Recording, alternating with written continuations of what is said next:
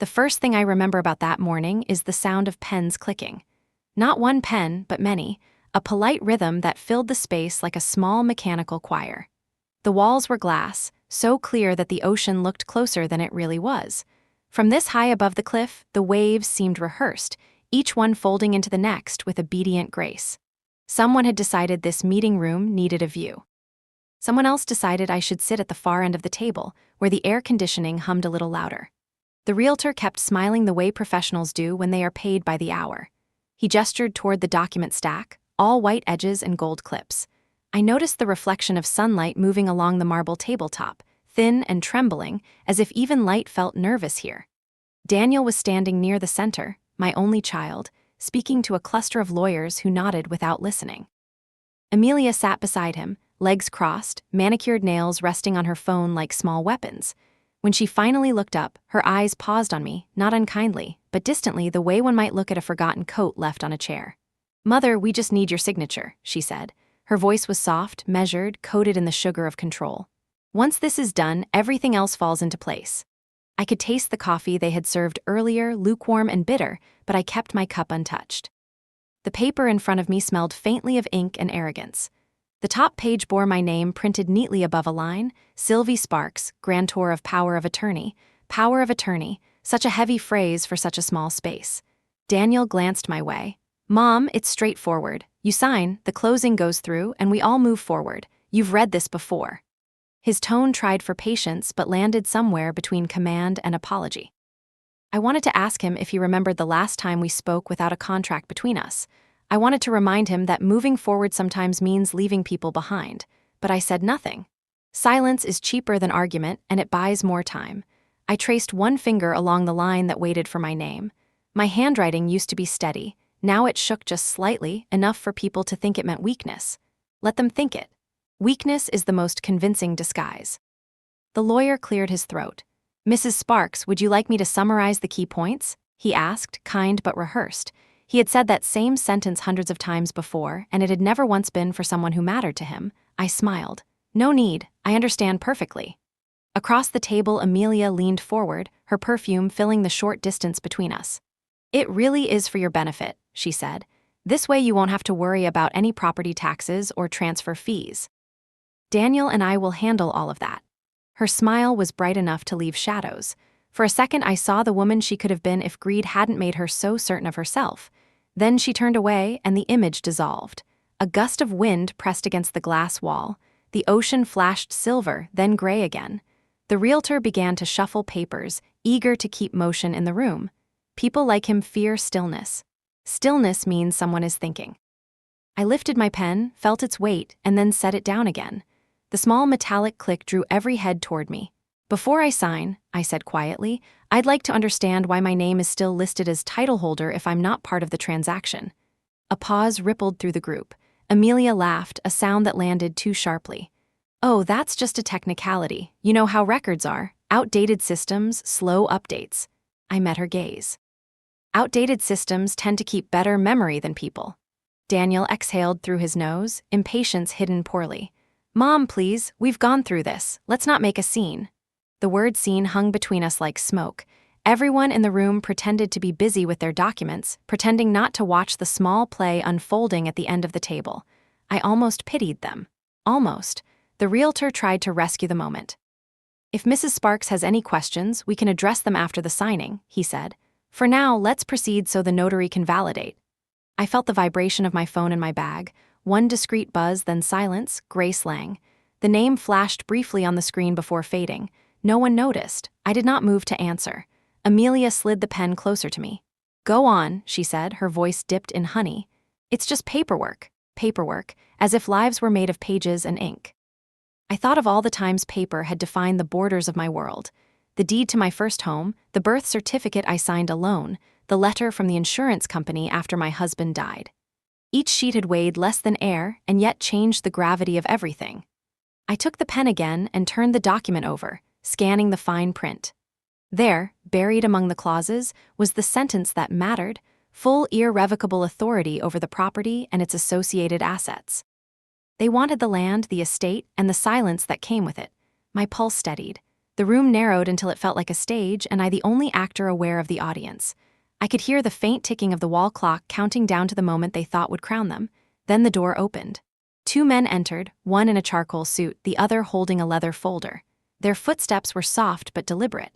The realtor straightened at once, sensing a hierarchy shift. The man in gray spoke first.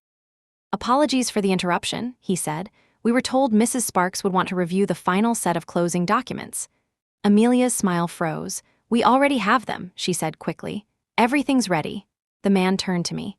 "Mrs. Sparks," he said and bowed his head slightly, a gesture of respect rare in rooms like this. "Per your request, we've included the amendments from the trust directive." Trust directive. The phrase sliced through the room like a quiet blade. Daniel frowned. "What trust directive?" The man ignored him. He placed the folder before me, open to the signature page. "If you choose to sign these, we'll finalize immediately under your terms." The air changed temperature. Even the sound of the ocean seemed to hold its breath. I looked down at the new documents, the logo embossed in silver, Eclipse Trust Incorporated. The letters shimmered faintly, like a secret in daylight. Eclipse Trust Incorporated. I traced the raised letters with my thumb, pretending to study them while the room tried to remember how to breathe. The logo shimmered faintly under the overhead light, a crescent within a circle, small and neat. The man in gray stood patiently, his posture saying everything his mouth did not. Amelia leaned forward. "Excuse me, what exactly is this?" she asked, her smile cracking around the edges. The man answered without looking at her. "Eclipse Trust is the legal entity holding title to the Azure Cliff parcel. All closing procedures require consent from its principal." He turned toward me again, nodding slightly. "That would be you, Mrs. Sparks." The silence that followed was not empty. It was alive, thick with disbelief and slow realization. Daniel blinked, then forced a laugh that didn't reach his eyes. "There must be a misunderstanding," he said. "This estate belongs to Ocean View Developments. We're the buyers, she's just the principal title holder," the man in gray finished. "Yes, sir, which means your contract proceeds only under her authorization." The realtor's pen slipped from his fingers and hit the table with a soft metallic tap. The sound was enough to break the frozen tableau. Amelia turned sharply to Daniel, whispering something between her teeth. He didn't answer. He was staring at me, his expression unreadable, a thin line of anger cutting through his composure. "Mother," he said finally, low and steady. "What is this about?" I lifted my eyes to his and smiled, just enough for myself. "You told me not to worry about property matters," I said. "So I let someone else handle them." I let that sentence hang.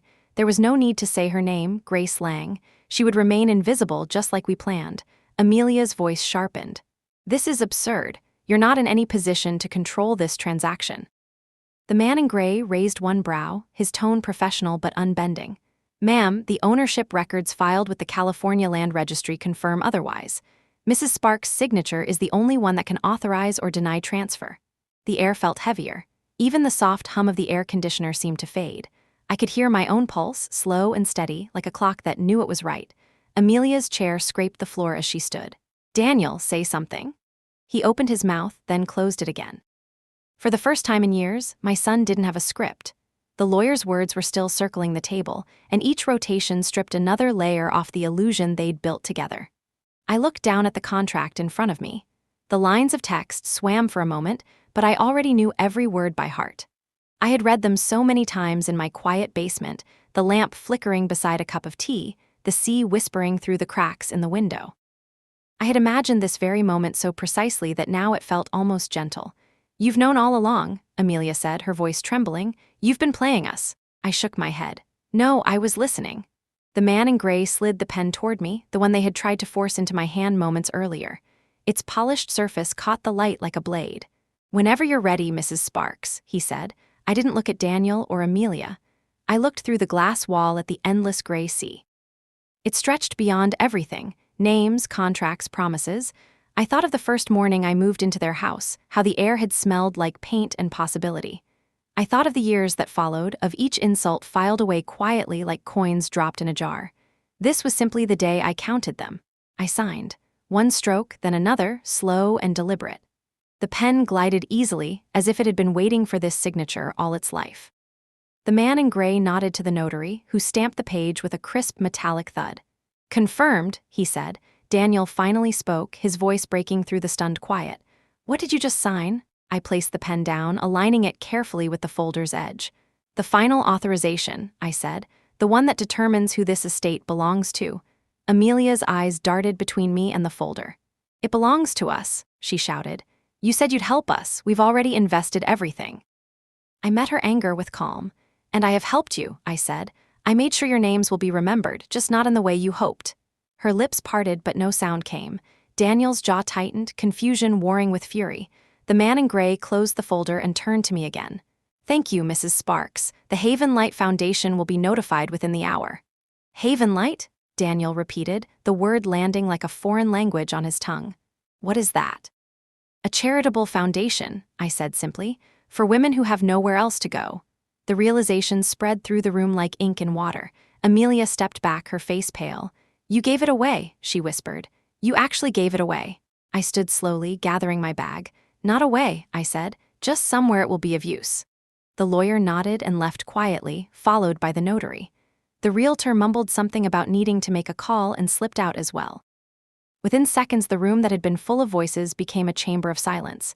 Daniel and Amelia stood across from me, motionless, their victory crumbling at their feet. For the first time, I didn't see arrogance in their faces. I saw loss, the kind that doesn't come from money, but from realizing you've mistaken love for weakness. Mother, Daniel said softly, you can't do this. I already did. Amelia's eyes flashed with desperation. You'll regret this. Maybe, I said. But at least I'll regret it on my own terms. I turned toward the door. My steps echoed on the marble floor, each one cleaner than the last.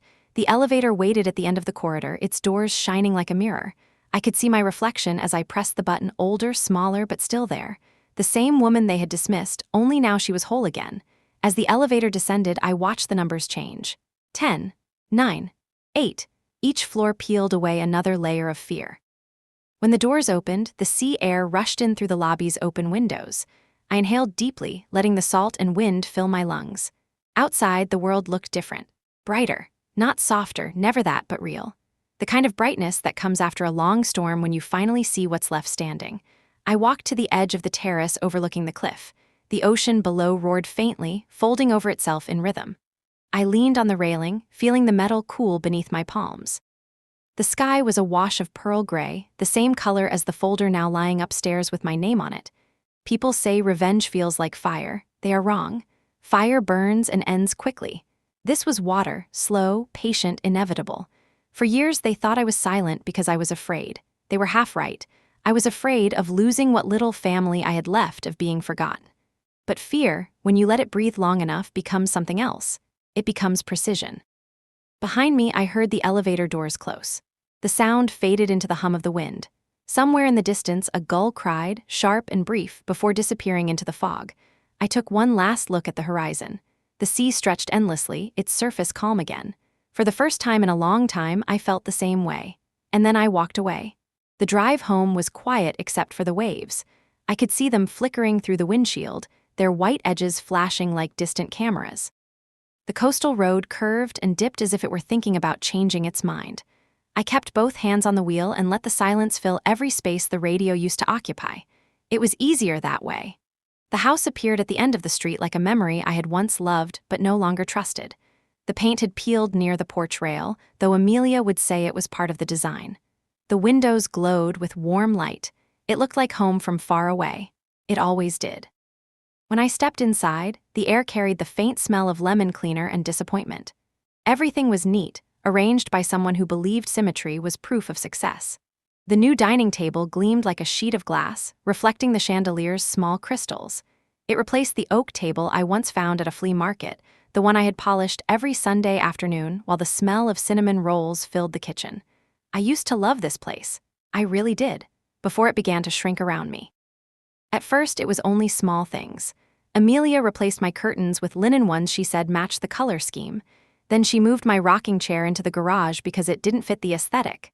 She told guests that the family heirlooms cluttered the shelves. I tried not to take it personally. People change, styles change, homes evolve. That is what I told myself. But soon I began to notice that the walls were closing in, not physically, but in ways that couldn't be measured. My photographs disappeared from the hallway. My teapot was replaced with a sleek chrome thing that hissed instead of whistled. One morning, I found a note on the fridge written in Amelia's elegant hand. "Sylvie, please remember to use your own shelf for groceries. We're tracking expenses more carefully now." That word, your own shelf, echoed louder than it should have. I stared at it until the ink blurred. I remember the evening they decided to reorganize the living room. Daniel was excited, talking about open space and light flow. I sat quietly on the couch while Amelia directed the movers. When they took away my bookshelf, she smiled as though she were doing me a kindness. "You have digital versions of everything now," she said. "No need for so much paper." I nodded because nodding is easier than arguing. Still that night, I stood in the empty corner where my books had been and realized something important. They weren't just books. They were proof that I had lived a life before theirs. I spent more time outside after that. The garden didn't care who paid the bills or who got the bigger bedroom. The soil only asked for patience. I planted rosemary, mint, lettuce, and a row of lavender that always caught the sunset first. The hens clucked softly, moving like gossiping old friends. Out there, under the low hum of the ocean breeze, I could almost remember who I was. One afternoon, while I was pulling weeds, Amelia stepped onto the porch holding a cup of coffee and a phone pressed to her ear. She wore sunglasses though the sky was cloudy. "Yes, the house is lovely," she said to whoever was listening. "3 bedrooms, ocean view. We'll renovate soon once Daniel finalizes the deal. Oh, his mother? She stays in the lower unit. Temporary arrangement." Lower unit? That was what she called my room now. I looked up from the soil. She saw me, hesitated, then turned her back and kept talking. I wanted to laugh, but laughter would have cracked something fragile inside me.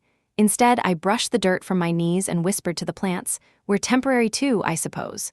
A week later, I caught a cold that became a fever. It lingered until I could hardly stand. Daniel took me to the hospital, impatient but careful, as though he was performing a task for a stranger. The nurses were kind. Machines beeped softly through the nights. I dreamed of my husband's voice calling me from the garden. When I woke, only the fluorescent lights answered. When I returned home, something was different. The door to my room was locked. I stood there, suitcase in hand, too weak to shout. Amelia appeared at the top of the stairs, her face framed by perfect curls. "Oh, Sylvie, you're back sooner than expected," she said. "We had to rent the room. The bills were piling up. You can use the basement for now." The basement. She said it lightly, like it was a harmless suggestion. Daniel stood behind her, avoiding my eyes. He mumbled something about practicality and fairness. I stared at them both, at the staircase that used to lead to comfort, now leading nowhere. Downstairs, the air smelled of concrete and rust. The pipes hummed above me like distant bees. I placed my bag beside the old water heater and sat on the edge of a narrow cot that hadn't been there before. The mattress dipped in the middle. I stared at the single light bulb hanging from the ceiling, its glow trembling as if afraid to stay on. That night, I listened to the laughter drifting from above. Glasses clinked, footsteps moved across the wooden floor, music spilled faintly through the vents. I wrapped the thin blanket tighter around me and whispered into the dark, "This house used to be mine." No one answered. But maybe the silence did. Maybe it was already planning to turn itself into something else. I woke early the next morning to the sound of the ocean. Even from the basement, I could hear it. It had a rhythm that never cared about anyone's permission. I brewed instant coffee on a small hot plate, sipped it slowly, and thought about the strange comfort of invisibility. If they couldn't see me, they couldn't predict me. Later that day, I went out to the backyard. The hens fluttered excitedly, as if nothing had changed. I fed them grain, felt the sun on my face, and realized I still had one thing they could never take, the space inside my own head. As I crouched near the garden bed, my fingers brushed against a loose brick by the fence. Beneath it was a small tin box, the one where I used to keep seeds. I opened it and found a folded piece of paper I had forgot, a copy of the life insurance statement my husband left behind. The numbers were still clear. The ink hadn't faded. A quiet spark flickered through me. Not anger, not vengeance, just clarity. I closed the box, wiped the dirt away, and placed it back under the brick. I didn't need to look at it again. I only needed to remember that it was there. That night, I sat on the edge of my cot and whispered to the darkness, "You can take the rooms, the furniture, the walls, but you won't take my story." The basement light flickered once, then steadied. Maybe it agreed.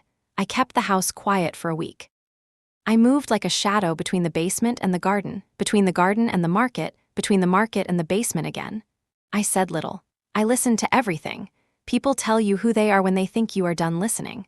On a Tuesday morning, I brewed tea in the basement on the hot plate and opened a small notebook. It had once been for recipes.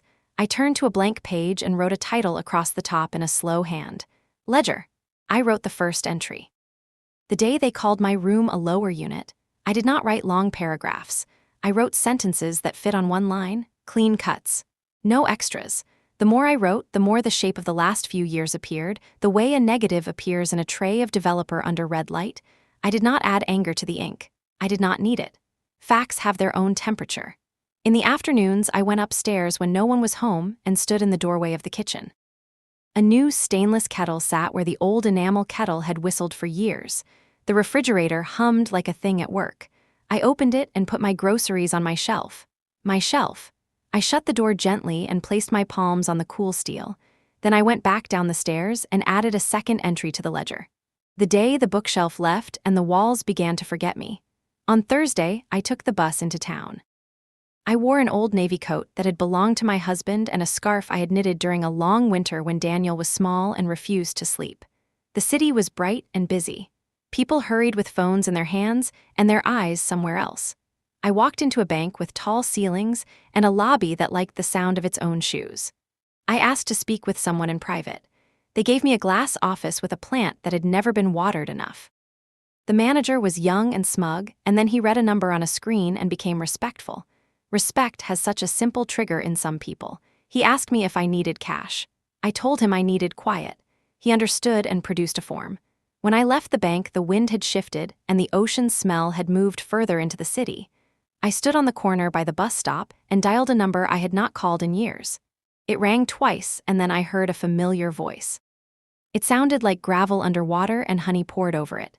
"Sylvie," she said, "it has been a long time." "Hello, Grace," I said.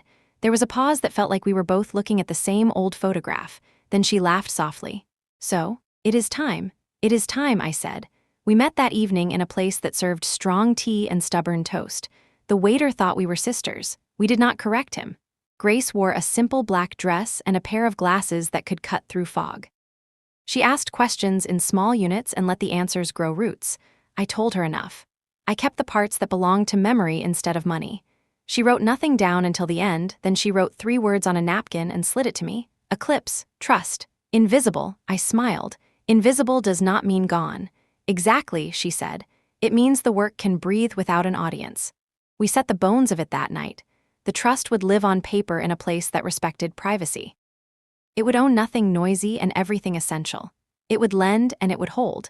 There would be other names that were not mine. Grace would stand in the light when light was useful. I would not. Decisions would move through quiet channels. No document would ever carry my full weight unless I wanted it to. She called it a lattice. I called it a fence you can see through. We parted outside under a street lamp that made a little circle of gold around our shoes. Grace put a hand on my shoulder. "You waited a long time," she said. "Waiting was part of the work," I said. "You will need patience for the rest of it," she said. I smiled. "I have more patience than furniture." We did not hug. We did not promise to call. We did not need to. There are people who occupy a permanent room in your life. You do not have to knock each time. Back at the house, I moved through rooms like someone trying not to wake a sleeping child. Amelia had arranged white lilies in a glass vase on the table that replaced my oak. The lilies smelled like a hotel lobby pretending to be a home. I touched one petal with a finger and felt nothing. In the hallway, the wall where my photographs had been now held a mirror. It returned my face to me and asked a question I chose not to answer. In the basement, I opened the ledger and added a line. The day a napkin became a map. Weeks passed. The trust learned to breathe. Grace sent short messages in the morning. A seed here, a line there, no faces, no meetings, only movement. I made deposits that did not make noise. I signed with a name that was not my own and yet belonged to me. I let paper do the walking. I let time do the heavy lifting. People think power is a voice. Often it is a drawer. At home, the house continued to contract. Amelia introduced me to her friends as a family helper. Daniel spoke about the Azure Cliff project at dinner and never noticed the way I watched the salt shaker when he mentioned deadlines. They made plans for a future that had already moved in a different direction. One night, Amelia hosted a small party for people who knew investors who knew other investors. I stayed in the kitchen preparing small plates. I heard Amelia in the living room describing the view we would have when the estate was finished.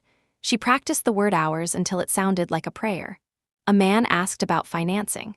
Amelia laughed in her bright way. "We have a silent partner. The terms are favorable."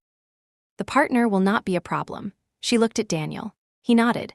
I washed my hands and dried them on a towel that had a clean hotel smell. Then I went outside through the back door and stood under the sky. The air tasted like rain.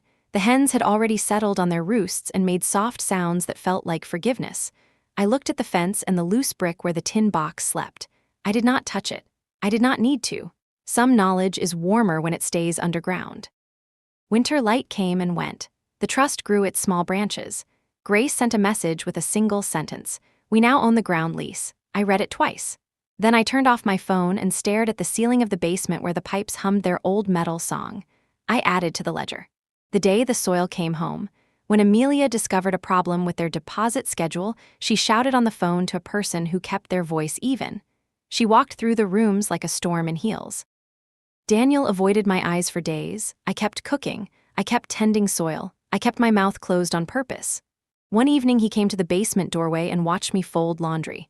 Are you happy? He asked without greeting. I looked at him. That is a question you ask a child or a liar, I said. Try again. He sighed. I am asking if you're planning something. I folded a towel. Every person who underestimates another always asks that question at the wrong time. No, I said. Planning is for people who think they can manage the tide. I am doing something else. What? He said. I smiled and handed him a folded towel. I am growing a garden. He stared at the towel like it might explain me and then went upstairs. I wrote in the ledger. The day he asked the wrong question. Spring leaned in. The lavender woke first. The rosemary followed like an old friend who pretends she was not late. I watched the new leaves and let them be a calendar. The trust gathered a little more of what it needed.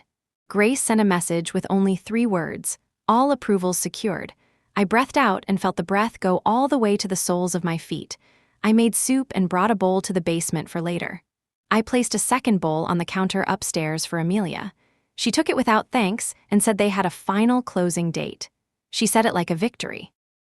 That night, I sat at the small desk under the basement window and opened a folder I kept inside another folder. I reread the documents with the care of a person who irons a dress she plans to wear on the day someone bet she would not show up. My name did not appear where a casual eye would look. It lived in the spine of the pages, in the way the clauses leaned, in the direction the permissions pointed. I closed the folder and touched the cover with 2 fingers the way one might touch a bell and not ring it. Then I wrote the last line of the day the silence began to speak. When I turned off the lamp, the room went very dark. Above my head, footsteps crossed the living room. Music played softly. Amelia laughed her bright laugh. Daniel answered in a tone that tried to be light and failed. The pipes hummed and the sea joined them. Everything was moving toward the day that would change their story. They did not know. That is the mercy and the curse of pride. It keeps you warm while the weather changes.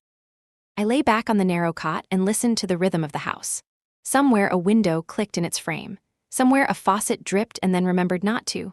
I closed my eyes and saw a room with glass walls and a table of marble that looked like winter. I saw a pen on a line. I saw 2 men entering with a folder that was mine. I slept like a stone in a river. The water worked on me while I did nothing. In the morning, I woke smooth.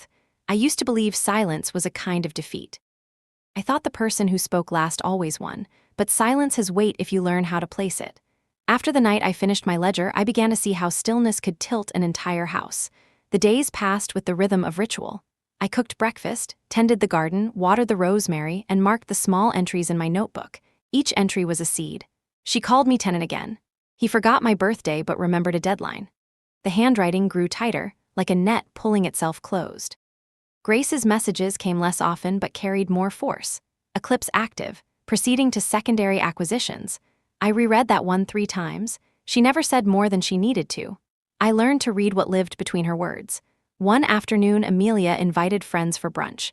She wore white and spoke in the tone people use when they are already certain of applause. I served them coffee and listened while they discussed market shifts and coastal property values. Someone asked where I lived. Oh, she stays downstairs, Amelia said. It keeps things simple. Simple, I smiled into the tray of cups. Complexity had always been my profession. After they left, I went to the garden. The sun hung low, painting every leaf in brass. I knelt near the lavender and whispered, "They think I am small." The plants did not argue. They only kept growing. That night, I pulled the folder from beneath the cot and spread the pages across my desk. The trust papers had multiplied. Grace had built new layers, LLCs, holding entities, accounts with names that sounded like forgotten ships. I signed where she had marked, steady hand, steady breath. There was one page she had added at the end, a draft clause authorizing the trust to purchase shares in Ocean View Developments. I traced the line with my pen and realized what she was giving me, a door into the very company Daniel worked with. The next morning I called her. "It's too soon," I said. "It's exactly soon enough," she replied. "They're expanding into Azure Cliff. You'll own 40% before anyone learns you exist." 40 is not control, I said. "It's gravity," she answered, "the kind that pulls everything else toward it." I stared at the gray light spilling across the basement floor. "And when they find out, they won't," she said. "Invisible things don't get found, they reveal themselves." After the call, I sat with my hands open on the table. My palms looked older than I remembered. The veins were maps of rivers that had dried but still remembered the way to the sea. I thought of Daniel as a child, how he used to build castles in the sand and cry when the tide took them. He had never learned that the tide does not ask for permission.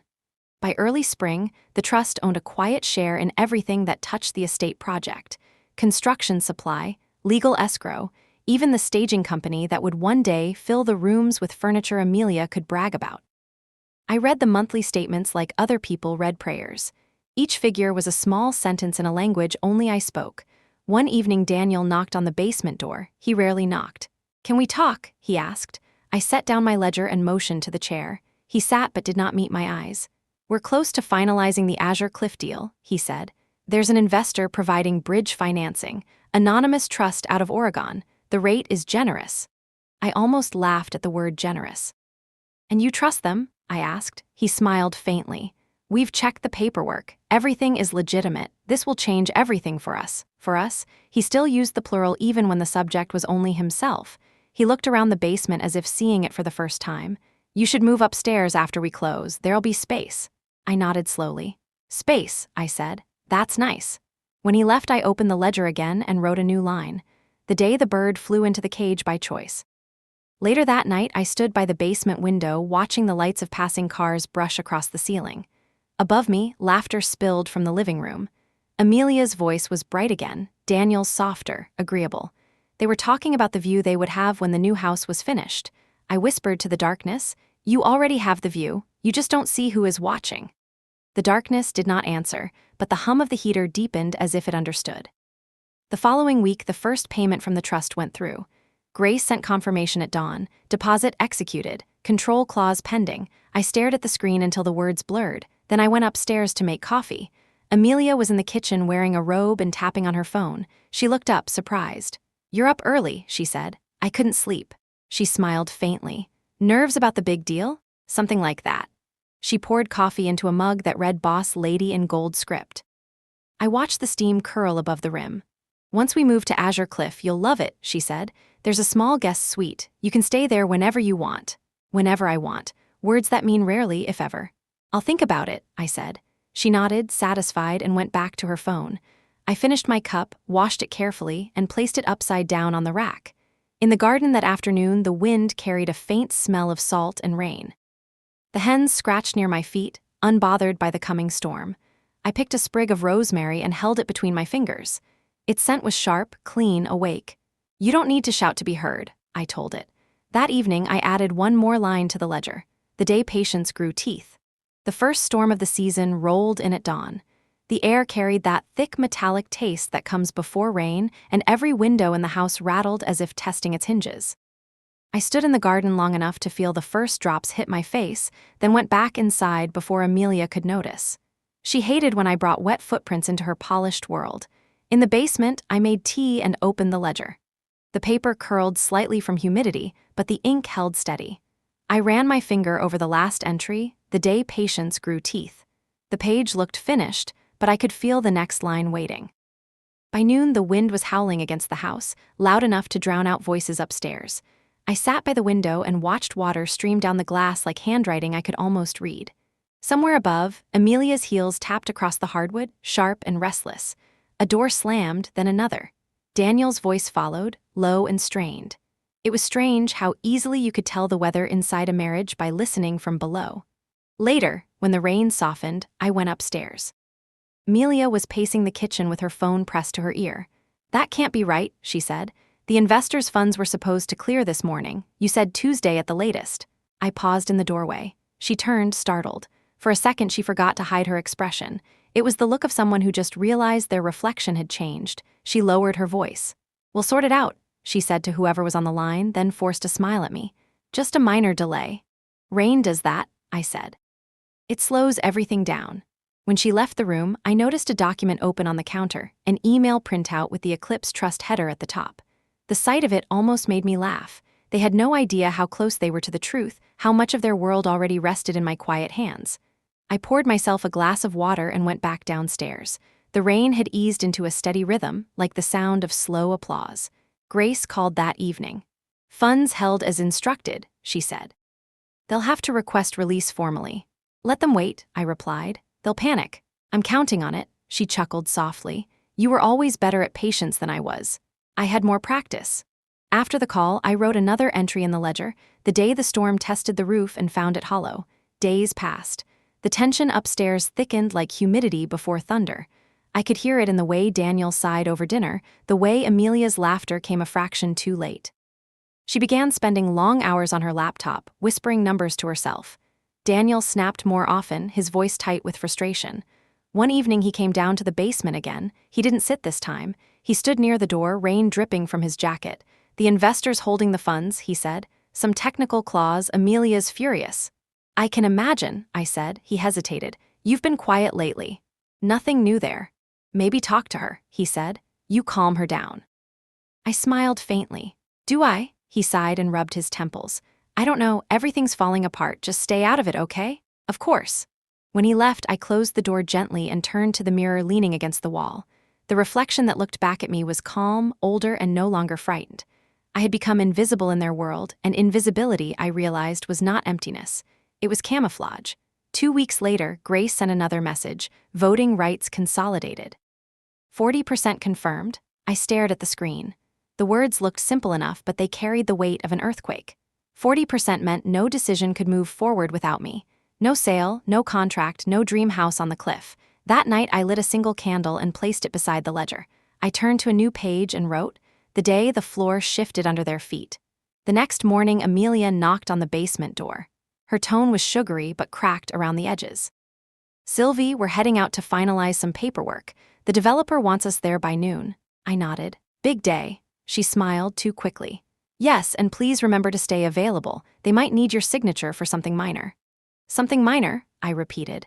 After she left, I sat on the cot, holding the candle stub between my fingers. I remembered every word she had said to me over the years, every small cut she had made sound polite. "You're not on the deed. You can stay in the lower unit. We'll handle the grown-up parts." They thought silence was surrender. It was. It was storage. Every insult was a coin dropped into a jar, and today the jar was full. At noon, I changed into my best coat, not elegant, but dignified. I packed the ledger into my bag along with a small envelope Grace had mailed me the week before. Inside, it was the document that tied everything together, my formal authorization as principal of Eclipse Trust. When I stepped outside, the storm clouds had cleared, leaving the air washed clean. The road glistened with puddles that reflected pieces of sky. I walked slowly, letting the wind push against my hair. At the bus stop, I looked back once at the house. The curtains fluttered in the open window, white and soft like surrender flags. I almost pitied them, Daniel and Amelia, trapped in the story they had written for themselves. Almost. The bus arrived. I climbed aboard and took a seat by the window. As it pulled away, I caught my reflection in the glass, a small figure with steady eyes. The world outside moved in reverse, the house shrinking behind me until it was just another dot on the cliff. For the first time in years, I wasn't heading home. I was heading toward the place where the story would turn. I rested my palm against my bag, feeling the edge of the envelope inside. The paper was cool beneath the fabric, alive with possibility. I smiled. The garden had taught me something after all. Every seed needs darkness before it breaks open. The rest would bloom soon enough. The developers' offices were the kind that make you whisper without being asked. Everything was glass and limestone and quiet money. I arrived early and let the receptionist point me to a chair that did not wish to be sat on. A large screen on the far wall played a business channel with the sound low. The ticker crawled along the bottom as if it knew secrets and could only hint at them. A segment rotated into view. The anchor smiled with perfect teeth and spoke over a chart that looked like a skyline. I leaned forward. The caption read Ocean View Developments. A second line slid underneath. Quiet fund increases stake across coastal portfolio. A logo appeared in the corner. Crescent within a circle. A small eclipse that did not brag about itself. I watched my own shadow drift across the polished floor. The anchor moved on.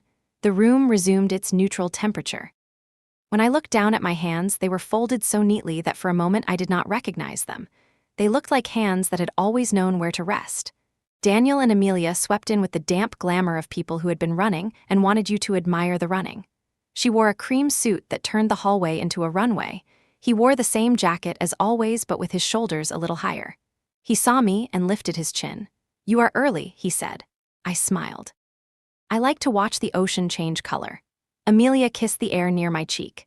There was relief in the gesture, a private exhale wrapped in perfume. "We are going to make this happen," she said in a voice for the room. "We ironed out the delays. The investor has finally aligned. Aligned, as if money were planets that could be persuaded into the right orbit by someone's certainty." She squeezed Daniel's arm, and the receptionist smiled the way receptionists are trained to smile when they sense a victory that is not theirs. We were shown into a conference room with a long table that knew how to host decisions. The developers' team was already there. The project director, Mr. Kellen, stood to greet us with a calm that did not need announcement. His lawyer sat beside him with a folder that I recognized by texture before I saw the embossed logo. "Thank you for coming," Kellen said. "We have several items to finalize." He glanced at me with quiet respect and then at Daniel. "We will need all signatures today." Amelia angled her body toward him as if proximity could speed approval. "Of course," she said. "Everything is in order." The lawyer cleared his throat. "Before we begin, I want to acknowledge the trust directive on the land parcel. As previously noted, the principal consent is required for any transfer."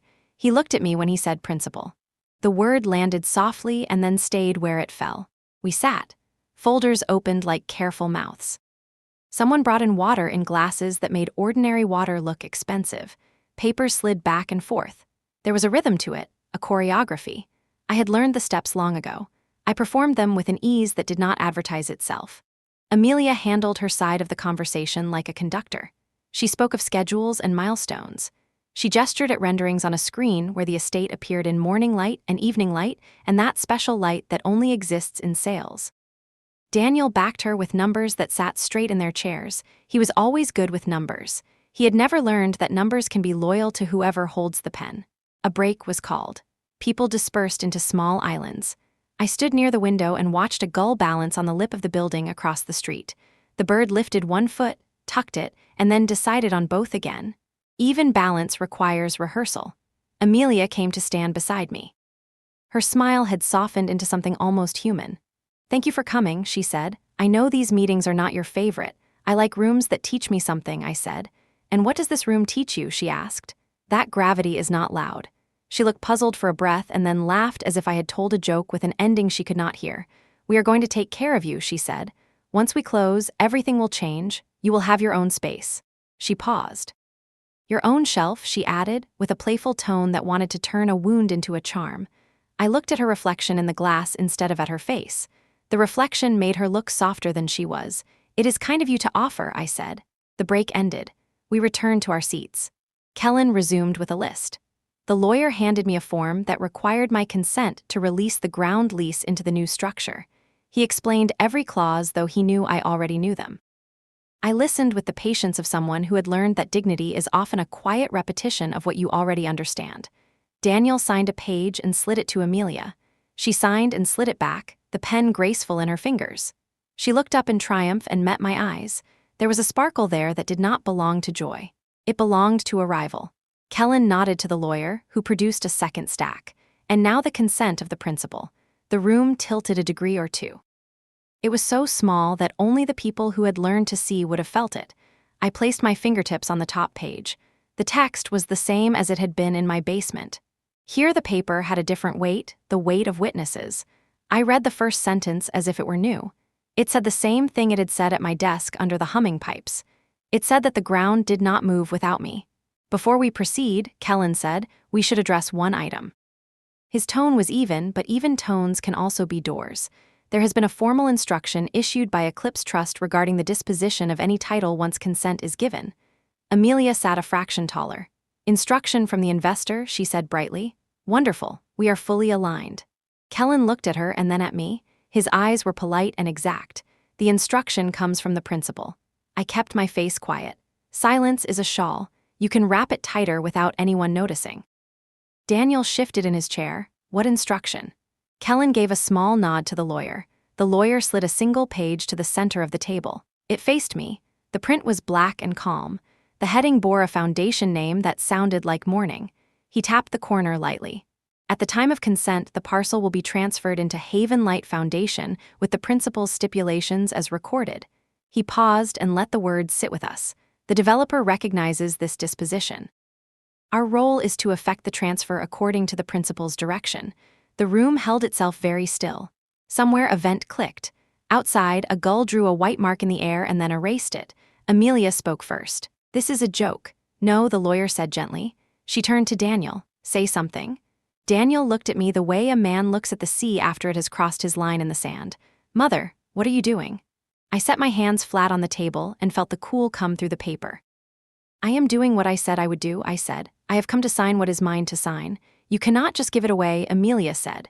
Her voice climbed a step. We built this. We earned this. I thought of my hands in the soil. I thought of the hens and their steady gossip. I thought of the ledger with its calm, sharp lines. I looked at Amelia's bright certainty and felt a tenderness I had not expected. You built a picture, I said. I am changing the frame. Kellen folded his hands. To proceed, we need consent from the principal on both documents. The foundation has provided its acceptance. Our record will reflect today's signatures. The notary moved closer. The stamp made its small promise to the air. I took the pen. My name went down on the first line, then on the second. The sound of the nib against the paper was so soft that it felt like listening to my own breath. When I slid the pages back, the notary pressed the stamp. The ink flared and settled. Thank you, Kellen said.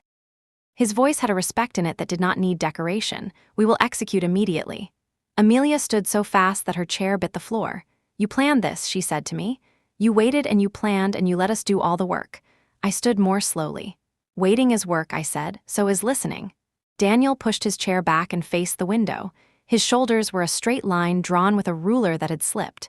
He spoke without turning. We needed this, he said. We needed a start. We needed a way out. I watched his reflection. He was still my son. He was also a man who had forgotten that love is not a ledger. I wanted to touch his arm and did not. I wanted to tell him that failure can be a teacher if you do not turn it into a costume. I said nothing. Sometimes the kindest sentence is the one you do not deliver to a person who cannot hear it. Kellen closed his folder. There is one final administrative note, he said.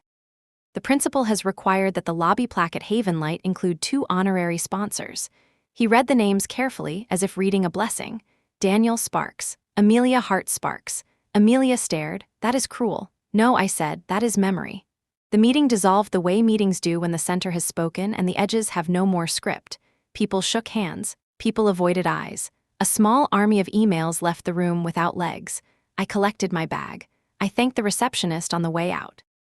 The business channel still ran with the sound low. The ticker kept its secrets. Outside, the wind smelled like rain again, but the sky was a pale, clean blue.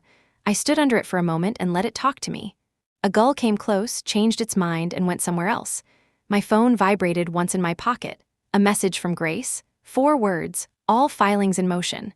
I smiled at the screen and did not reply. She knew my answer. The road home unwound in front of me.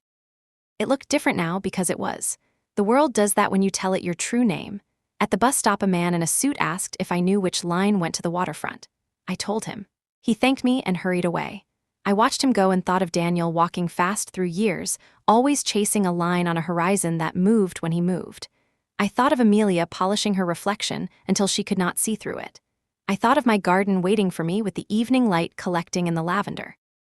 On the ride back, I sat near the window and let the city pass like a long, slow parade. Storefronts, a girl with a red scarf, a dog asleep against a shoe, people making small bargains with their day. I rested my hand on my bag where the document slept. The paper did not feel heavy now. It felt like something that had found its shape. When I reached our street, the air tasted like salt. I walked past the gate, paused, and looked at the house. From the sidewalk, it still managed to look generous. That was its last trick. I stood there long enough to name the lie and let it go. Then I opened the gate and went through to the garden. The hens greeted me with the same old news. The rosemary brushed my sleeve. The light was perfect. I knelt in the soil and pressed my fingers into the cool dark. The earth accepted them the way it accepts rain, the way it accepts seeds, the way it accepts what falls and what grows. Tomorrow would be louder than today. Tomorrow the first whispers would start. Tomorrow the tide would move further in. I closed my eyes and listened to the ocean find its breath. I smiled. The deal was moving. The story was turning. And for the first time in a long time, the house did not feel like it was shrinking. It felt like it was learning my size. That night the wind came in from the west, carrying salt and the sound of something beginning to end. I slept lightly, waking every few hours to the hush of the waves and the creak of the floorboards above me. Somewhere in the house Amelia cried quietly, a sound almost delicate, as if she were afraid of breaking her own sadness. By morning she was gone, no note, no explanation, only her perfume still clinging to the hall. Daniel sat at the kitchen table with both hands wrapped around a mug that had long gone cold. He looked smaller, like someone who had stepped out of his own photograph. "I didn't know," he said. "I believe you." She said the foundation thing was reversible, that the investors would fix it. "The investors will fix nothing. They already have what they need." He stared into his coffee. "You always hated her." "No," I said softly. "I hated what she turned you into." He flinched, then pushed his chair back. The sound scraped the silence clean. "You think this makes you right? You humiliated us." I shook my head. "I simply reminded you whose ground you were standing on." He left the mug, still full, still shaking slightly from his hands. When the door slammed, the house trembled but did not fall. That week the newspapers began to speak in numbers again. A short column on page 6 announced the Havenlight Foundation's acquisition of the Azure Cliff parcel. Another column, smaller, mentioned an internal dispute among Ocean View's buyers. No names, no pictures, only a single sentence that made me smile. Source indicates the primary landholder acted through a private trust known for strategic discretion. Strategic discretion. Such graceful words for what was, at its heart, a lesson. Grace called the next evening. "It's done," she said. "Havenlight has filed all transfers. The trust dissolves quietly next month." "Good," I said. "You could keep it active. There are other ventures." "No," I said. "Let the garden rest." She laughed softly. "You always end where you begin. That's the only way the circle holds." We spoke a few minutes more about small things, the weather, the price of tea, the new lavender crop near her house, then said goodbye without ceremony. She had been my accomplice, yes, but also my witness. We both knew that after this call there would be nothing left to conspire about. Days folded into one another. The tension in the house shifted from sharp to hollow. Daniel stopped coming home some nights. When he did, he moved like a man walking through a museum of his own mistakes. I cooked enough for two and left the second plate untouched. The garden grew wild with spring. The hens nested in corners I hadn't expected. Life, once given permission, never asked before returning. One afternoon a letter arrived. The envelope bore the Havenlight seal in pale gold. Inside was an invitation. "We cordially invite Mrs. Sylvie Sparks, honorary founder, to the dedication of Havenlight Home for Women." I read it twice, folded it back, and set it on the table beside my teacup. For a long time I watched the steam rise and vanish. I thought about all the women who would walk through that building without knowing my name, who would sleep in safety under a roof built from my silence. That was enough. That night Daniel came to the basement doorway. He looked exhausted, older than his years. "I saw the article," he said. "They're calling you a philanthropist." I smiled faintly. Journalists love their adjectives. He hesitated. "I don't know how to fix this." "You don't," I said. "You just stop repeating it." He nodded slowly. "Amelia's gone. She took the car, the savings. I guess it's fair." "Fairness," I said, "is rarely symmetrical." He stepped closer. "Do you hate me?" "No, I'm your mother. That's a different kind of sentence." For a long time we stood in the quiet. Then he whispered, "I was wrong." I touched his sleeve. "You were young." "I'm still young." "Then learn faster." He almost smiled. It was small but real. When he left, I knew the door would not slam again. A week later, I took the bus to the dedication. The building stood on a hill overlooking the same ocean that had watched everything else unfold. It was simple, white, full of windows. Children's laughter carried from the courtyard. The plaque at the entrance gleamed in the sunlight. Havenlight Foundation. Honorary sponsors, Daniel Sparks, Amelia Hart Sparks. The irony did not sting. It felt like symmetry, finally drawn with a steady hand. Inside, the director showed me around. There were clean beds, fresh paint, a kitchen that smelled of bread. A young woman with a baby thanked me without knowing why. I told her to take care of herself. She said she would try. Before leaving, I walked through the garden behind the building.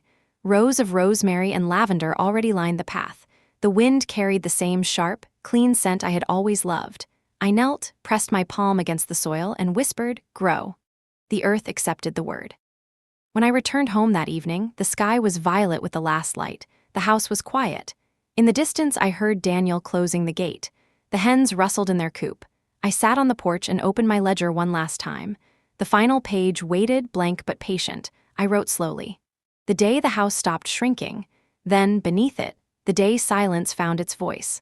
I closed the book, set it beside me, and listened as the ocean folded itself into the dark. Somewhere inside, the old clock struck once and then once more, a heartbeat apart. I smiled and whispered into the wind, "The deal is done." The sky that morning looked freshly washed, as if the world had tried to erase the night before. I woke before dawn, the way I always did when something important was waiting. The ocean outside breathed slowly, steady and deep, the same way my husband used to breathe beside me before life decided we had both slept long enough. I boiled water on the hot plate and poured it over the tea leaves. The steam rose and disappeared, leaving only the faint scent of jasmine. I sipped once, slowly, then set the cup down beside the folder on my desk. The folder was thin, deceptively light, but I could feel its gravity. Inside were the signatures that could change the direction of an entire family. I opened my notebook and read the last line I had written the previous night. The day silence found its voice. The ink had dried perfectly. I smiled at the page, then closed it for good. Some stories end with noise, mine would end with clarity. When I left the house, the wind pushed gently at my back, like a hand that knew where I needed to go. The bus came late. I did not mind. The ride along the coast felt like a rehearsal for something final. I watched the waves glint silver, watched fishermen pull in their morning nets, watched the city unfold into glass and steel. By the time I reached the developer's building, I had rehearsed every possible outcome. I would walk in quietly, sit in the same chair, and let the paper speak. I did not need to raise my voice. The truth would do that for me. Inside, the lobby hummed with polite urgency. Receptionists smiled the way professionals smile when they have been trained to show warmth without using it. The elevator doors opened with a soft sigh. My reflection followed me inside, calm, older, not broken. When I reached the conference floor, I could already hear their voices through the half-open door. Amelia's tone was sharp and bright, the sound of someone holding a mirror too close to the sun. Daniel's voice was lower, steady, but tired. They were arguing about a missing clause, something about timelines and funding. Their words bounced off the walls like trapped birds. I knocked once. They turned. For a second, both their faces softened, relief, surprise, calculation. Then the masks returned. "You came," Daniel said. "I was invited," I answered. Amelia gestured toward a chair. "Please sit. We just need your signature. Everything is ready now." I walked to the table, my steps slow but certain. The folder waited at my place, open to the signature page, the same black line, the same request. "Before I sign," I said, "I'd like to understand one thing." Amelia tilted her head. "Of course. Why does the document say final consent if this is only a transfer?" She hesitated. "That's just the legal phrasing." "Nothing changes for you." Daniel leaned forward. "It just finalizes the ownership so we can secure financing, that's all." I nodded, pretending to believe them, and reached for the pen.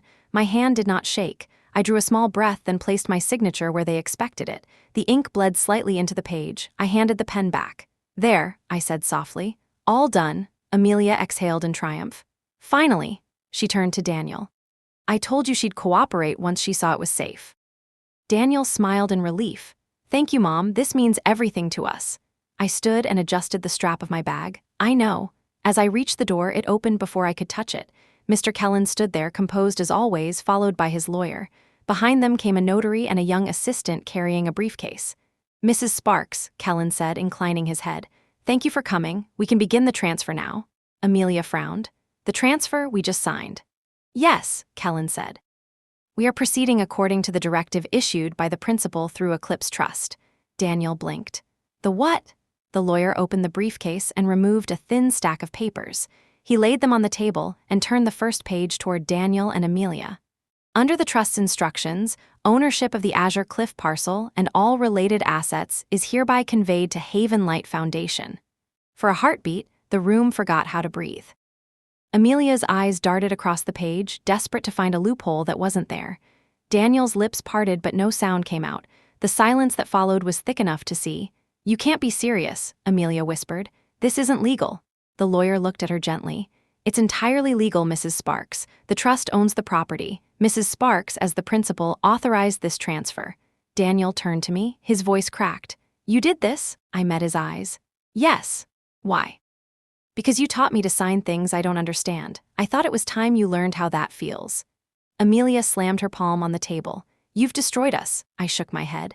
No, I've freed you. You no longer have anything left to pretend about. Kellen cleared his throat. The foundation has agreed to maintain honorary recognition for both of you. Your names will appear on the donor plaque. Amelia laughed, sharp and brittle. A plaque? You think that matters? I looked at her and smiled sadly. It's more than you offered me. Daniel sank into his chair, face pale, eyes distant. All those months you planned this? Planned? I said. No, I prepared. Preparation is just planning done by people who have learned patience. He rubbed his face, fingers trembling. What happens to us now? You start over, I said. Without lies. The notary stamped the last document. The sound echoed like a small gavel. Kellen gathered the pages and placed them in his folder. All filings are complete. Congratulations, Mrs. Sparks. Thank you, I said quietly. He nodded to me with respect, then turned to Daniel and Amelia. Good day. When they left, the room felt larger, emptier. Amelia stood by the window, staring out at the city. You think this makes you noble? She asked, her voice shaking. You think the world will praise you? I don't care what the world thinks, I said. I only care that the house stopped shrinking. She turned, eyes wet but furious. You'll be alone. No one will forgive you. Forgiveness is overrated, I said. Peace is quieter. She grabbed her purse and stormed out. The door hit the wall and bounced back, left ajar. Daniel remained seated, silent, a man made of disbelief. I don't hate you, I said. He looked up slowly. You should. I can't. You're still the child I once carried across a flooded street because you were afraid of the water. You thought it would swallow you whole. But it never wanted to. It just wanted you to stop fighting it. He swallowed hard. You could have talked to me. I did, I said. You stopped hearing me years ago. He stood and walked to the door. Before leaving, he said without turning, I don't know if I'll ever understand you. That's fine, I said. You don't have to, just remember that silence doesn't mean absence. Sometimes it's just waiting for the right echo. When he left, I finally sat down. The chair was still warm from his body. I stared at the window. Outside, clouds drifted over the ocean, soft and endless. A slant of sunlight broke through, painting the water gold. I let it fill the room, fill me. Later that evening, I returned to the house. It was quieter than I had ever known it. The air smelled faintly of sea salt and dust. I walked through each room slowly, touching the walls, the corners, the memories. The echo of laughter still lived here, faint but alive. In the living room, I found an envelope on the table. Daniel's handwriting. I'll be gone for a while. Maybe one day we'll talk again. Take care of yourself, Mom. I folded the letter and set it beside the vase of lilies Amelia had left behind. Their petals had begun to brown at the edges. Beauty never lasts, but meaning does. Outside, the garden waited. The lavender bent gently in the evening breeze, and the hens murmured in their coop. I knelt and pressed my palm to the soil. It was cool and forgiving. A faint sound of thunder rolled across the sea, far away, harmless now. The storm had already passed. I sat there until the light faded, watching the horizon blur into blue and gray. For the first time, I felt the true size of silence, not as emptiness, but as space wide enough to live in. Tomorrow, I would visit the foundation.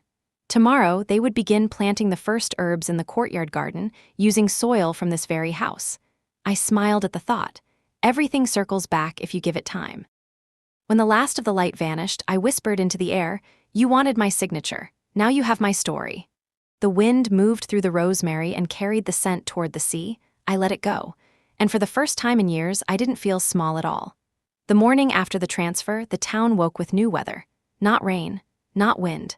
A pressure you can only feel in the way people look up from their coffee and decide they have something to say. I walked to the market at 8 and noticed how the cashier, who never remembered my name, said it softly like a secret she was relieved to share.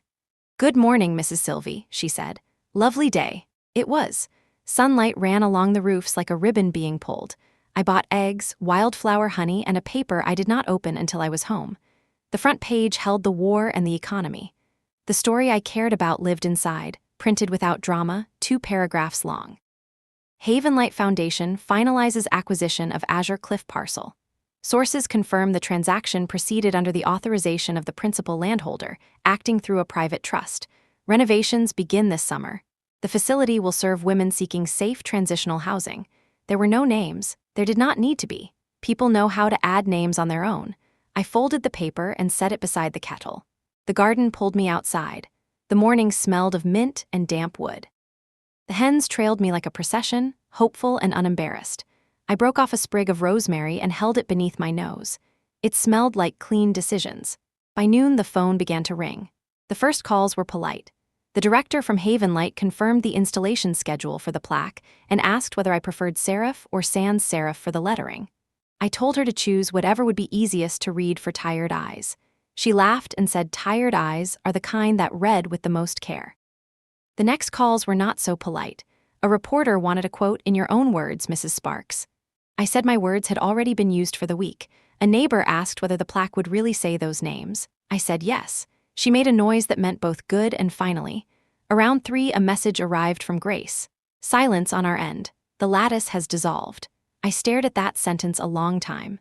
The work that had carried me for years had gone transparent, then gone still, and now was simply gone. Relief can feel like a small grief.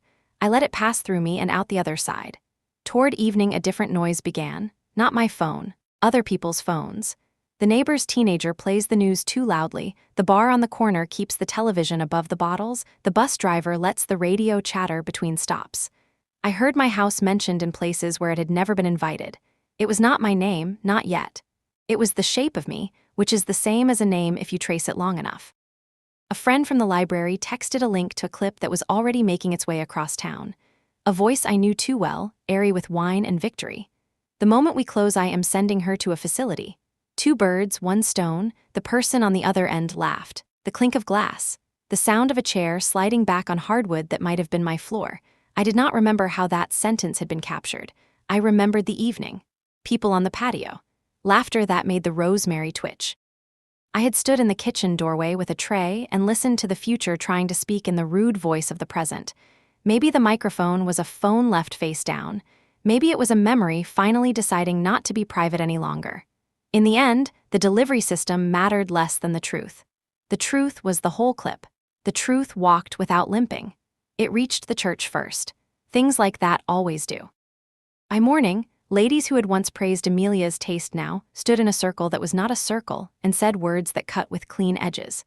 By afternoon, the law firm that sent her holiday cards stopped liking her posts. By evening, the friends who loved expensive dinners stopped answering her messages and then stopped not answering them and said what they had saved for years. Daniel did not come home that night. The house felt balanced for once, not like a scale trying to hold 2 different metals. I made soup and ate it by the window with the ocean making a low sound like someone sleeping in another room. The next day, I walked past the coffee shop and saw 2 men who used to laugh too loudly when Daniel told a story about returns and spreads. They glanced at me and then away. Shame is a soft animal when it is yours and a hungry one when it is someone else. I nodded anyway. They stared at their lids and found nothing printed there. At the grocer, Mrs. Patel reached under the counter and handed me a paper bag of oranges. On the house, she said. For the garden, for you. I have enough, I said. Then you will have more, she said in a tone that ended the conversation as kindly as it had begun. On the 3rd day, Amelia lost her job. No one said fired. They said transition and restructure and brand alignment. Every euphemism carried a bruise. She moved through town with sunglasses on and her phone pressed to her ear. She never looked down. Men who had once stared at her now stared at the sidewalk because it is easier to remember a stone than a person. Daniel showed up in the evening, thin with a storm he could not outrun. He stood in the kitchen and put his hands on the counter as if it knew where he had misplaced his future. They will not meet with me, he said. No one returns calls. People do not like to be near a tide when it comes in, I said. They do not want to guess whether they can swim. He looked tired in a way that childhood cannot fix. This is punishment, he said. This is consequence, I said. Punishment is what people do to you. Consequence is what arrives when you keep ordering the same thing. He flinched and then nodded. He set his phone down as if it were heavy and stepped back from it as if it might break. What am I supposed to do? Stop the part of yourself that believes you deserve more love than you give, I said. After that, call an old friend and ask a small favor. After that, take a job you think is beneath you and do it well. The world likes humility when it is real. He rubbed his eyes. Do you ever regret it the way you did it? Every day I waited, I said, and not at all. He laughed once without finding the smile that laughter should come with. He picked up his phone and left the kitchen. The door did not slam.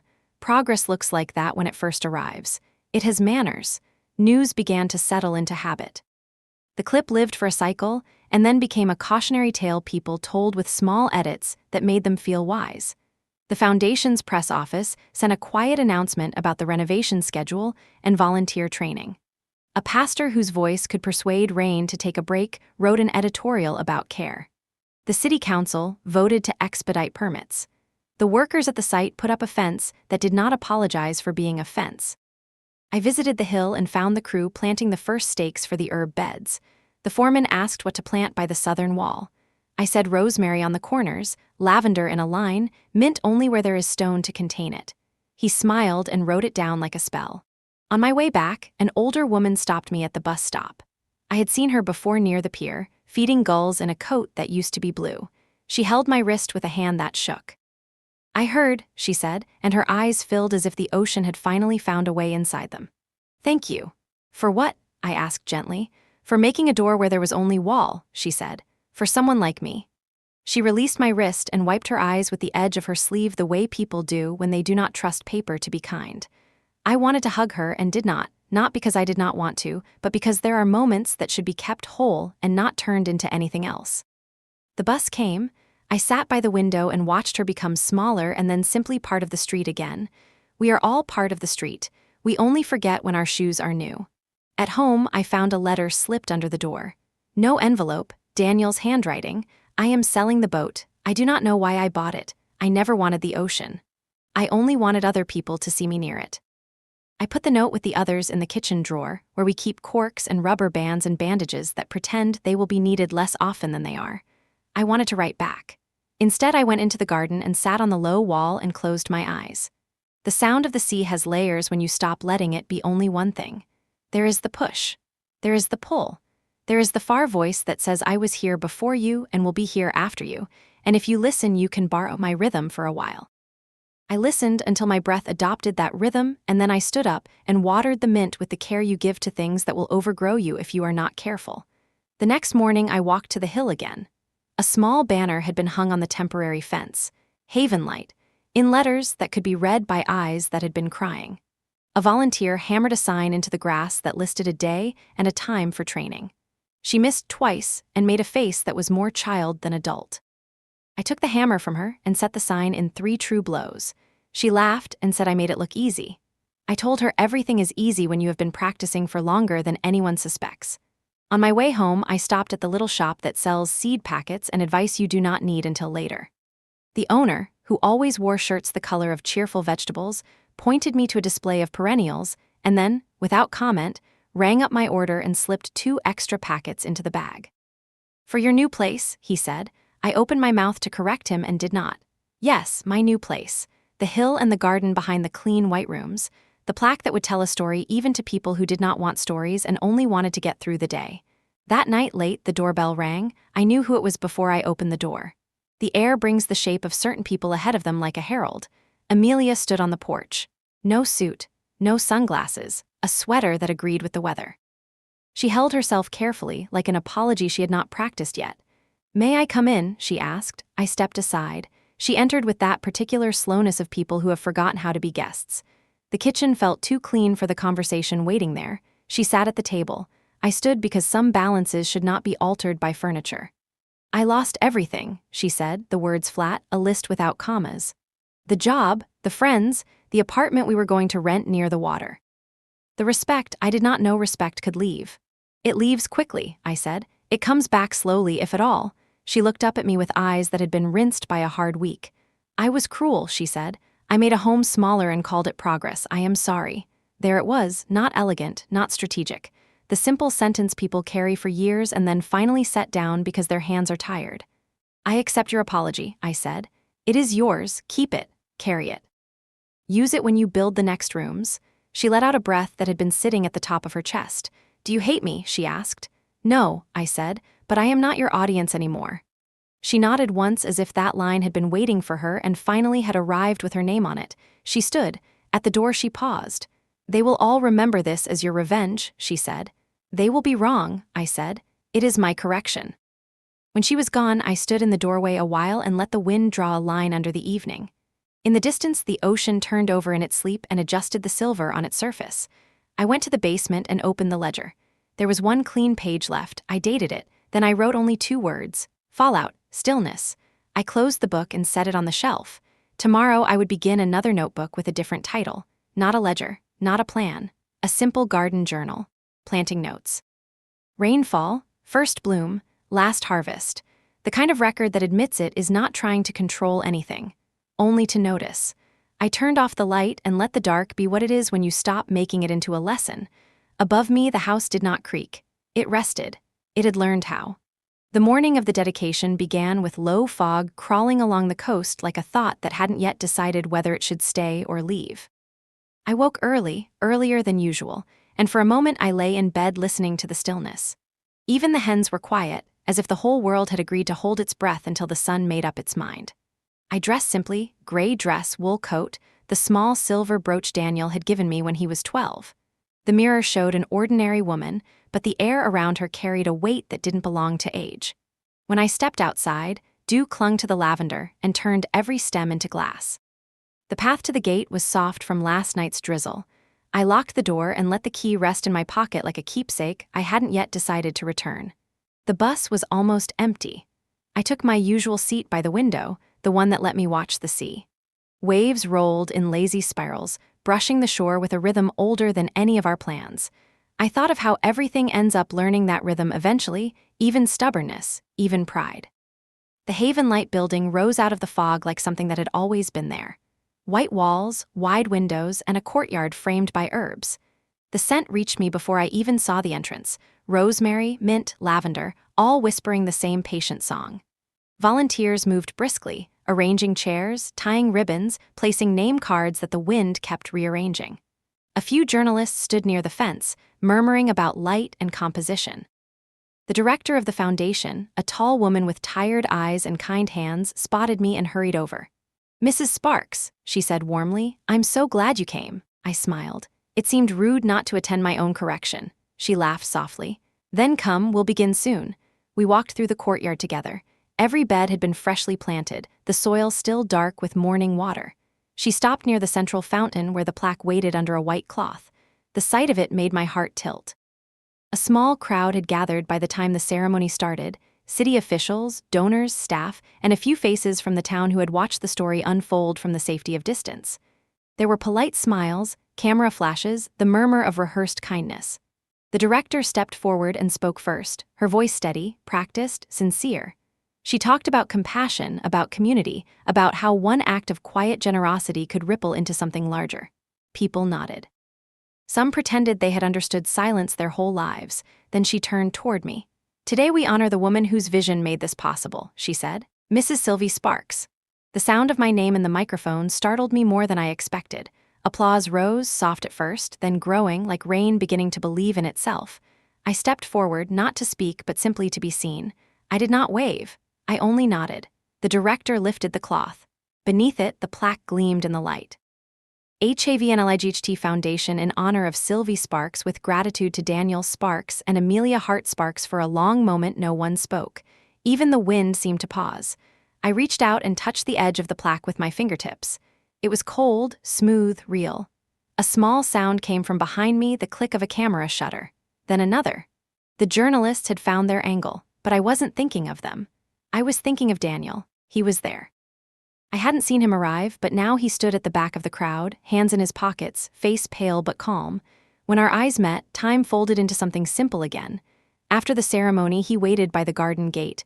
I walked to him slowly, careful not to rush the moment. "You came," I said. "I wasn't sure I should." "You should," I said. "This place belongs to both of us." He nodded. "I read about the program. It's good work." "It's work that lasts," I said. "That's all I ever wanted for you too." He looked down at his shoes. "I thought I wanted power. Turns out I only wanted permission." "To what?" "To start over." I studied his face. The arrogance was gone. What remained was something quieter, almost humble. "Then start," I said. "The ocean is full of beginnings." He smiled faintly. "I sold the boat." "I know. Maybe one day I'll buy another, smaller, honest." "That's a good word," I said. Honest. We stood in silence for a while, watching the volunteers carry chairs back inside. The garden shimmered with early light, the mint leaves trembled. "I wanted to ask you something," he said. "Not for forgiveness, just for a visit sometimes." I nodded. "The door is unlocked now. You may come in when you remember why you're knocking." He breathed out a sound that was almost a laugh, almost a sigh. "I'll try to earn it." "I know," I said. "You've already begun." He pressed my hand briefly, then turned and walked down the path toward the bus stop. His shoulders were still broad but no longer heavy. I watched until he disappeared behind the curve of the road. The director approached, smiling. "He looks proud of you." "Maybe," I said. "Maybe he's learning that pride and love are not the same thing." We stood together for a moment, both looking at the plaque. She touched the engraved letters lightly. "Do you ever regret it?" "Regret is just grief that hasn't learned its manners," I said. "It visits, but I don't let it stay." She nodded, understanding more than she could say. "We could use your help with the workshops. Would you consider joining?" I looked at the women arriving through the gate, some shy, some smiling, some carrying bags that looked heavier than they were. I felt something shift inside me, not guilt, not pride, just a kind of rightness. "Yes," I said. "I'll come by next week. I can teach them about gardens." "Gardens?" she asked. I smiled. "It's the same lesson as survival. You plant what you can, you prune what hurts, you wait and you forgive yourself when something doesn't bloom." She took my hand and squeezed it. "That's exactly what we need here." The fog had lifted entirely by the time I left. The sky stretched open, clear and bright. As I walked toward the bus stop, a group of girls from the shelter were kneeling in the soil, pressing the first lavender shoots into the ground. They were laughing, their hands covered in earth. One of them looked up and waved. "Miss Sylvie, come see." I walked over and knelt beside her. "What are you planting?" "Lavender," she said proudly. "You said it keeps away the dark." I smiled. "Then plant as much as you can." She laughed and returned to her work. I stayed there, helping them set the roots, pressing soil around each stem until my hands were black with it. The smell of earth and salt and lavender filled the air. When the sun reached its highest point, I looked up. The hill, the building, the sea beyond, all of it shimmered together like one continuous breath. I thought of the ledger I had closed, the silence I had kept, the voice I had finally used. It all led here, to this quiet bloom. I brushed the dirt from my hands, stood, and whispered to no one in particular, "The consequence is peace." The wind lifted the words and carried them out to sea. The last week of spring arrived like a letter with no return address. The mornings were cool and clean, the afternoons warm enough to loosen every knot in the air, and the evenings full of cricket strings that stitched one day to the next. I woke before dawn each day without trying. The hens made their soft conversation in the coop, and the garden waited the way faithful things wait when they know you will come. I began walking the long way to the hill. Past the bakery that opened early for fishermen, past the boarded shop that would reopen as something new when the owner remembered his courage, past the bench near the bus stop where an old man read the sports page like a devotion. On those walks, I learned the names of the street trees, not from plaques, but from the shapes of their leaves and the way they held light. A woman who notices leaves is a woman who has forgiven time for moving like water. The Haven-like courtyard had settled into its true voice. I could hear it before I saw it. Laughter, not loud but easy, the scrape of trowels, the hush of hoses, a door closing gently, not because anyone demanded gentleness, but because that is how doors behave when the people passing through them have been granted permission to arrive. I helped in small ways. I taught how to loosen a root ball with patience instead of pulling. I showed where mint should be trapped with stone so it would not mistake generosity for invitation. I listened to stories that came out in slanted lines, not from shame, but from the way pain lets itself be told when the air is soft. They did not always know who I was. I did not tell them. It was enough to point to a patch of soil and say, "Here, try this, watch what survives." One morning, I found a paper kite tangled in the rosemary hedge. The frame was bent but not broken. A child had drawn a clumsy star on its belly. I fixed the split with a strip of tape, then lifted the string and ran, not far, just enough for the wind to remember its job. The kite rose and steadied. A girl with careful eyes clapped her hands and took the string from me. Everything that matters in this world moves that way. You hand it to someone else when the wind has agreed to help. At home, I kept the house quiet. The basement was no longer a temporary. It was a root. I changed the bulb to a softer glow and placed a small lamp on the desk that turned the page golden at the edges. I moved the ledger to the top shelf and brought down a clean notebook with a green cover. On the first page, I wrote 3 lines. Rain last night.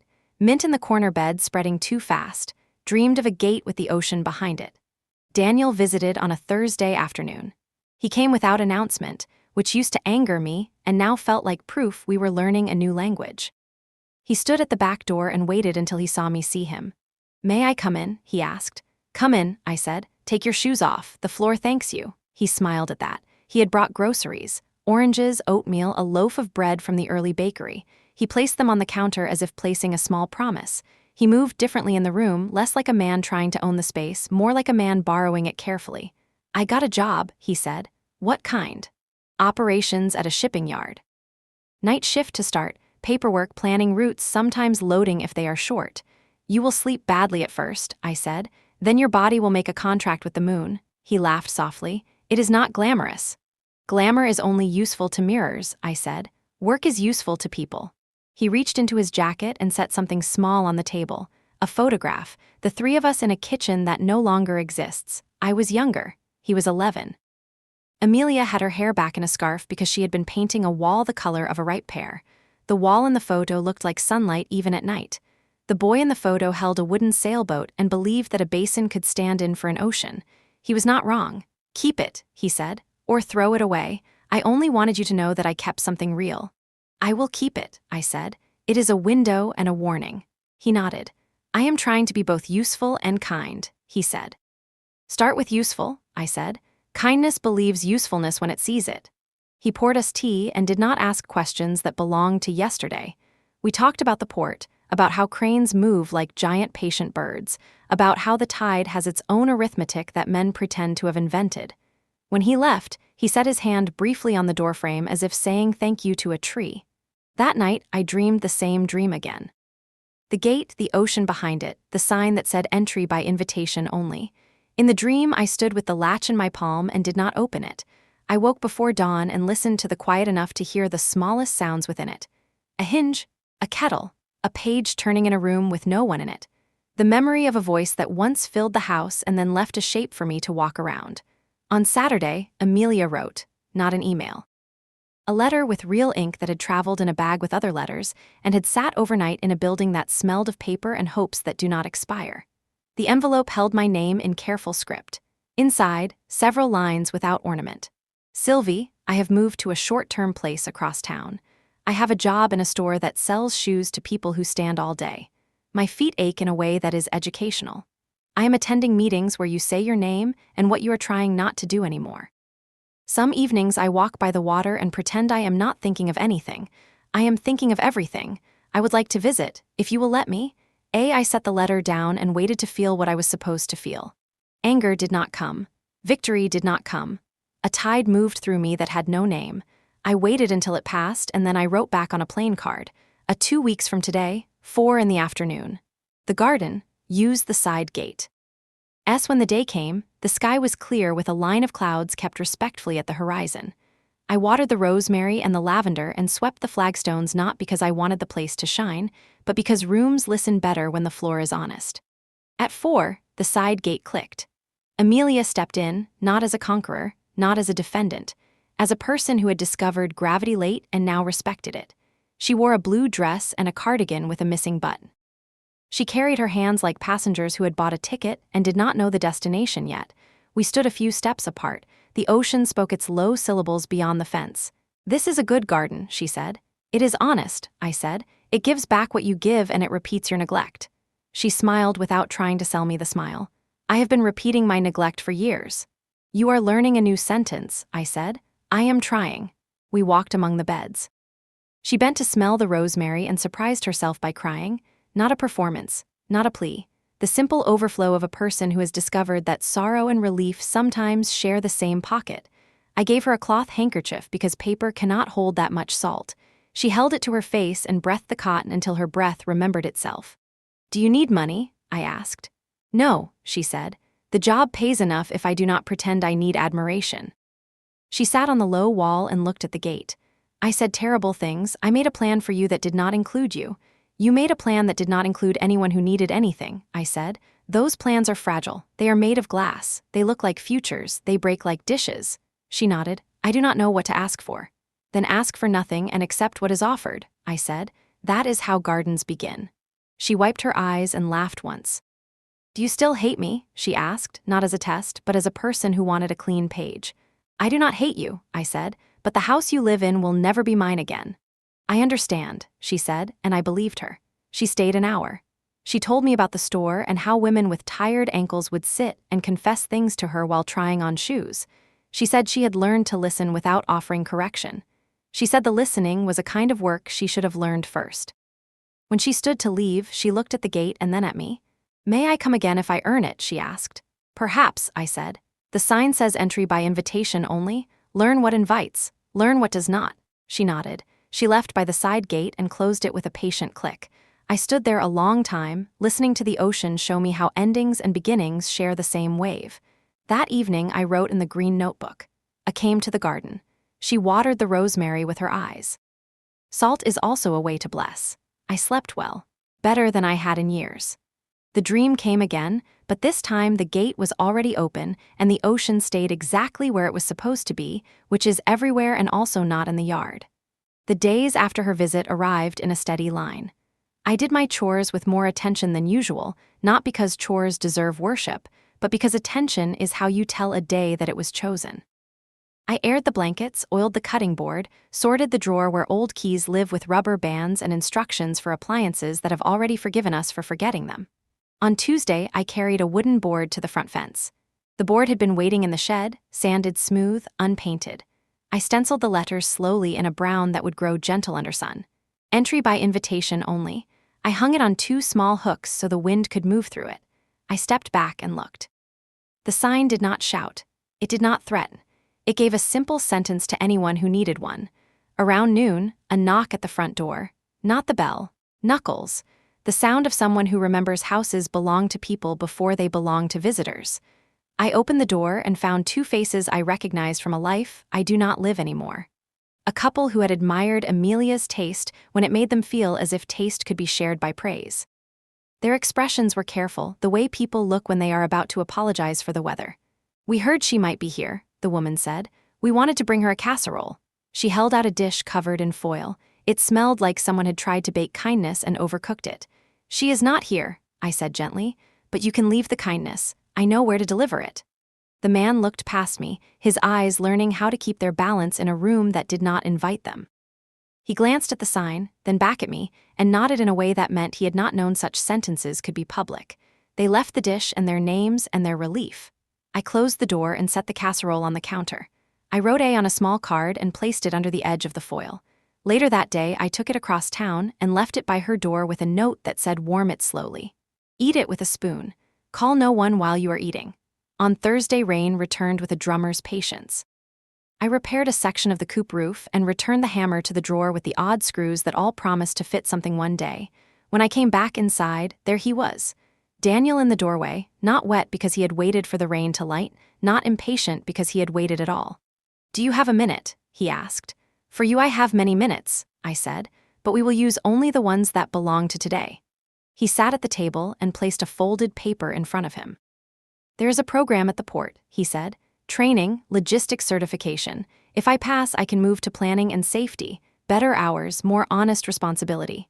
"Honest is still a good word," I said. "I need a reference," he said. "Not from you, from someone who will tell the truth about me without painting it. Kellen said he would write one if you say he should." I did not expect the name to arrive like that. I felt the room shift by half a breath. It was not a bad shift. It was a recalibration. "He has already written it," I said. "He sent me a copy. It is exact." Daniel looked stunned. Then his mouth did a thing between a laugh and a prayer. "Why would he do that?" "Because he saw you, and because he may have learned from a woman who expects people to do the right thing without applause," I said. "Go ask him for the letter. Thank him on your way out. Mean it." He nodded. "I will." He did not stand. He looked at the room, at the stove, at the repaired hinge, at the green notebook open to a page about rainfall. "Do you ever get lonely?" he asked. I moved the kettle to the back burner and turned off the flame. "Lonely is a room with no furniture in it," I said. "Solitude is a room where everything knows your name." "I want solitude," he said. "I have had enough of the other thing." "Then collect names," I said, "of things you can care for without asking their permission to love you back." He smiled. "You talk like a gardener." "I am one," I said. He stood. This time he did not ask for a hug and I did not offer one. The space between us was not empty. It was a bridge that did not need anyone jumping on it to prove that it held. At the door he turned and said, "Thank you for the part I see and the part I do not see." "You are welcome," I said. That evening, while the rain finished telling its story to the roof, I lit a small candle and carried it to the garden.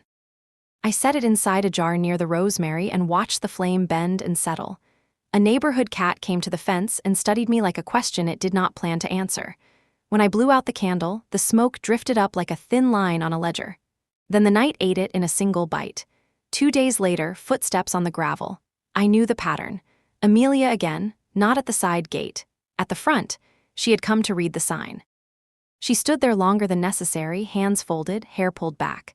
When she saw me in the doorway, she lifted her chin, not in defiance, only to make sure the words came out clean. "I would like to ask," she said, "if I may come in for a minute." "Not today," I said. "Today the house belongs to rest." She looked disappointed but not offended. She nodded. Something steady lived in that nod. "Then I will try another day." "Try on a day when you bring nothing to trade," I said. "Only yourself." She glanced at the sign again. "I brought nothing." "You brought formality," I said. "It is very heavy, leave it by the path, come light." Her eyes warmed in a way I had not seen. "I understand," she said. "I think I finally do." She turned to go, then paused. "Thank you," she said. "For the casserole, you have better handwriting than the note deserved." "You are welcome," I said. "Warm it slowly, use a spoon." She laughed, a real sound, and left. The gate clicked. The sign moved a little in the breeze and then decided to hold still. That night I took out the green notebook and wrote a truth that did not need polish. Today I said no to protect yes. The sentence did not feel clever. It felt like a map. In the final days of that week, I made a decision that had been pacing at the edge of my thoughts. I packed a small bag with clothes and a book and the photograph Daniel had brought. I left a note under the salt cellar that said 3 days. I will be by the water. Do not worry the house while I am gone. Then I took the early bus to a town farther down the coast where no one knew my first name from the paper and no one knew my last name from anyone's mouth. I rented a room above a bakery. The bed was clean and loud when you turned over. The window framed a piece of ocean that belonged to everyone and no one. I walked along the sand and let the wind take the corners of my coat. I ate bread that refused to apologize for being bread. I read in a small park where the benches had been painted recently and the paint still believed it would never chip. On the second morning, I woke before light and went down to the shore. Tide was out. Puddles had been left in the rocks like coins in a jar for the next child. I bent and touched the water and said thank you to nothing in particular. Then I said thank you to myself, out loud, in a voice I would not have recognized a year ago. The word did not echo. It sank and fed something. When I returned on the third evening, the house smelled faintly of lemon and a little of Daniel's efforts with soap. The floor had a line of mopped shine that did not quite reach the corners. Progress. On the table a note, passed the first exam. Kellen sent the letter. I start the training track next month. I fixed the cabinet hinge. See you this weekend. I opened the cupboard and touched the hinge. It moved without complaint. I closed the door gently. I went to the garden and stood by the gate and read the sign in the last light. Entry by invitation only. The words looked older as if they had grown rings like a tree. Footsteps approached on the sidewalk, slow, not uncertain. I turned and there were the two of them together, not side by side, not holding hands. A pair of people who had finally learned the difference between company and crowd. They stopped at the fence. Daniel spoke first. "We were nearby," he said. "We wanted to say hello." "Lo," I said. Amelia looked at the sign. "Does the invitation ever come?" she asked, voice quiet. "Sometimes," I said. "Sometimes it does not. It depends on whether the door needs to rest." "We understand," Daniel said. He reached into his pocket and took out a small key on a simple ring. He held it up and I saw that it was the one to the basement door, the one I had given him when he was 15 because I believed that trust is how a mother teaches a boy what kind of man he might be. He offered it to me. "I will ask to borrow it next time," he said. I took the key. It felt lighter than it used to, or my hand had learned how to hold it. "There is a very good nursing home near the highway," I said, the sentence a mirror held up to an older version of a day. "You should both try volunteering there. They need people who have learned to be careful with doors." Amelia blinked once and then smiled in a way that did not want to be seen, only to exist. "We will," she said. "Then this is your invitation," I said. "Not to come in, to go there." They both nodded. For a moment we stood in a small triangle of evening, all of us listening to the ocean pretend to be constant. They said good night and walked away. I watched them turn the corner and did not feel victory or loss. I felt a gate close inside me without a sound. I went back to the kitchen and warmed soup. I ate standing up, not because I was in a hurry, but because a standing meal sometimes tells the body that it is allowed to keep going. After I washed the bowl, I went to the basement and took down the old ledger. I opened to the last blank inch of the last page and wrote the last line that ledger would ever receive. The house knows my name. I put it away and then opened the green notebook and wrote the first line of a new chapter. Tomorrow I plant sage along the fence. No one will see it from the street. That is not the point. I turned out the light and climbed the stairs. In my room, the window was open and the curtains moved with the sea's breath. I lay down and closed my eyes, and for the first time in a long time, I slept without listening for anything except the sound of the garden learning the night. In the morning, I woke to blue. Clean blue. A polite breeze moved the sign on the gate and then forgot to move it again. Somewhere a child flew a kite the color of a second chance. It rose and did not snap its string. I made tea and carried the cup outside. The rosemary lifted into the light. The lavender spoke its soft insistence. I opened the gate and stepped to the path and turned the small wooden tag that hung beneath the sign. The backside had a single word carved into it, simple as bread. Welcome. Not for everyone, not forever. For the right days, for the right reasons, for the people who arrive with empty hands and honest names. I closed the gate, set the latch, and walked to the soil with a trowel and a pocket full of seed. The garden received me. The day began. The story, which had spent so long practicing its ending, discovered that endings, too, have gardens. And I, who had once learned to survive by being silent, now spoke in the language the world had been using all along. I planted. I watered. I waited with dignity. I lived.